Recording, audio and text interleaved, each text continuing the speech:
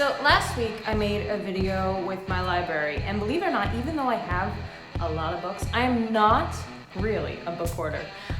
It's been tough it started out tough to get rid of my books, but it's become a lot easier because I started keeping track of my favorite stuff that I read in here. So my favorite lines, my favorite facts, I put in here, and I'm able to get rid of the books that I know I'm not gonna wanna reread. And this actually started back when I was 7. I used to have trouble getting rid of my magazines. I loved Mad Magazine and I loved Nickelodeon Magazine at the time. And I had this giant stack, and my parents were like, why do you have so many magazines? Like, you're never gonna reread them. And they were right, I would have never reread them in their entirety, but there were certain parts that I wanted to remember and experience again. So I started cutting out my favorite articles, comics, what have you from them, and keeping them in a little notebook. And then that turned into, with the advent of the internet and reading books on my iPad and stuff, I started actually writing down my favorite items in here. And then I started doing that with my school books, because I'm obviously not going to read my textbooks again. I'm certainly not going to reread my notebooks because I have notoriously bad handwriting, so I couldn't understand my notes anyway. So I started just taking out my very favorite things from those textbooks and notebooks, and again, putting them into my own notebooks. And the way that I run my notebooks is pretty different.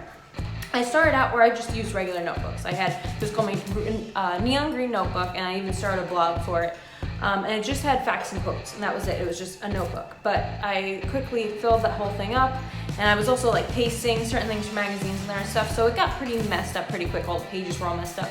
So I decided the best way to go about it is through note cards.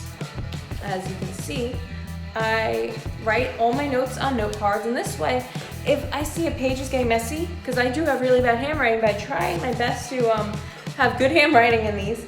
If I notice that it's getting messy, I just rip out the note card and then replace it. And sometimes I'll reread a note and I'll be like, actually, I don't really care for that quote anymore. It doesn't resonate with me anymore, so I eliminate it. So I'm constantly updating my notebooks to make sure that they are filled with the type of content that I value and want to read again. And I also make little collages because I love making collages. So again, I love magazines, but that way I can get rid of them without feeling like, I'm throwing out my magazines. So I have it divided into sections. This first section is language play. So it's things like Firefly is the opposite of waterfall.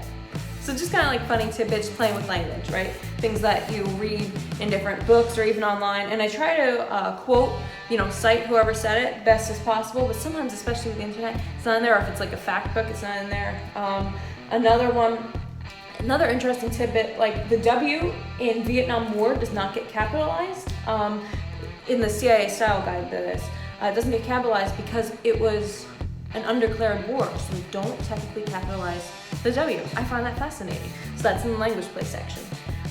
Then we have the more you know section, which is just facts, because it originally started with facts in these notebooks, because I love facts. So these are just interesting tidbits and facts that you read.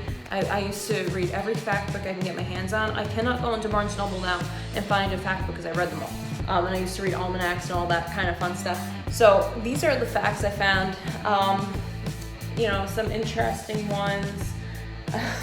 Buzz Lightyear was originally named Lunar Larry. I find that adorable. And then there are some life tips in there too, like if you have a stomachache, lay on your left side. Just things like that, facts, okay? And then the final section in this notebook is lists. Well, maybe not. No, this one's collages. Lists are the other one. So then I have this one, which the first section is quotes. And this is probably my biggest section because if it's an interesting quote, I'll put it in here. I'll cite the source.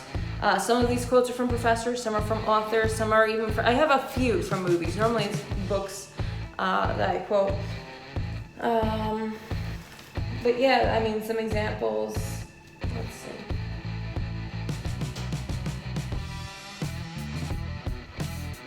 Just an example. Sometimes not getting what you want is a wonderful stroke of luck. Dalai Lama said that. Just once you wanted to be the poem and not the poet. That's J.R. Rogue. a lot of just really nice inspirational quotes in there. Not just inspirational, but life quotes, things like that, things that kind of shape the way that you think of the world. And then my next section is my favorite section. That's the humor section. Probably one of my favorite genres is humor. So anything funny that I see goes in here. And it's a lot of off the wall type of humor. Let's see. And also weird things. So I put the song A Simple Desultory Philippic, or How I Was Robert McNair into Submission. That's a Simon & Garfunkel, or is it just a Paul Simon song? It's a Paul Simon song. So I just put that title in there because I think that's like the funniest long-winded title. It's before my time. I don't understand all the references, even though I read all about what that actually means. But you don't see song titles like that anymore, so I put that in there because I thought it was actually really funny. It just sounds good. So just a lot of really funny things, at least I find funny in here. Like W is half of the letters to start with a D. That was from Dimitri Martin. There are so many Dimitri Martin quotes in here. I probably have the most quotes are probably A by Dimitri Martin, and then Jack Candy, and then Chuck Palahniuk. Those are probably the most common people I quote in here. And then the very last section is lists. So I make a lot of lists.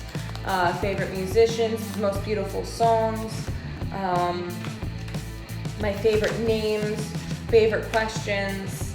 And then I did one who would be on my Sgt. Pepper cover, so I took all the people that I really admire and wrote out who would be on my Sgt. Pepper cover, and favorite shows, favorite plays.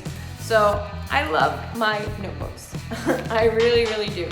I have spent more time with my notebooks than most other things. I love how they can go along with my classes, with my reading, with internet perusal. And I like the fact that they're organized through the note cards. So anybody looking for a solution to, combat clutter and get rid of some of those books and stuff, I find, actually I call them notebooks, really binders. I find binders like this to be a perfect solution.